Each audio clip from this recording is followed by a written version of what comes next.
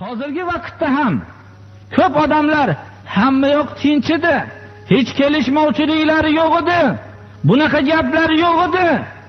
Bunaqa gaplar bo'lishligini biz hech umid qilmasdik.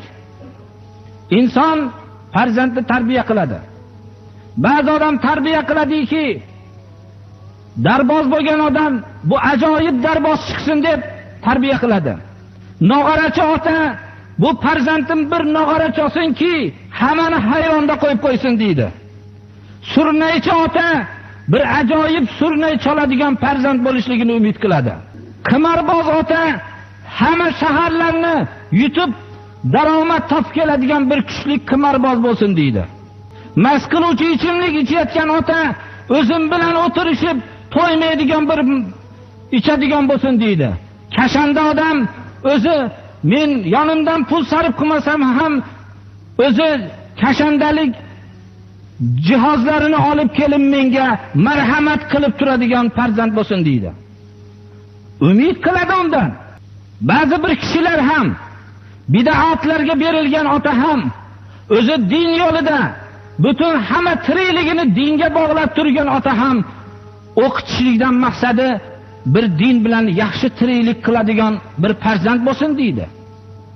Ammo bu farzandga Alloh subhanahu va taolo umid qilingan narsa bo'lmasdan tavhid aqidasini unga Alloh nasib qilsa, bilan ana shu mehribon bo'lib turgan, umidvor bo'lib turgan ota o'rtasida husumat paydo bo'ladi.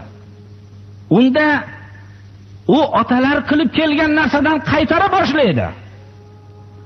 Mana bu husumat inson mana bu oyatni o'qir ekan, ba'zi bir kishilar yoshlarni ta'lim bergan. U ta'lim berib Qur'on o'qitgan, hadislarni o'qitgan, lekin aqidasi sahih bo'lmagan. Aqidasi sahih bo'lmagandan keyin unga ba'zi narsalarni yedirgan, taomlar bergan, liboslar bergan, ammo sahih aqida vujudga kelgandan keyin u taom bergan odam bilan ham husumat barpo bo'ladi. Ey, men sendan ko'p narsalarni kutardim. Sen bir umid qilingan bola eding. Endi bizga ajdodlarimiz qilgan narsadan qaytarasanmi sen endi? Mana bu tavhid imtihoni og'irdir, birodarlar. Mana bu soatda tog'lardan ham qalbi mustahkam bo'lmoqligi kerak bo'ladi. Inson qo'rqqan odamning oldida haqni gapirishlikka ham qiyin, ammo jur'at qilishligi mumkin. Butun hayoti bo'yicha umidvor bo'lib xizmatlarini qilgan odamning oldida haqni gapirishlik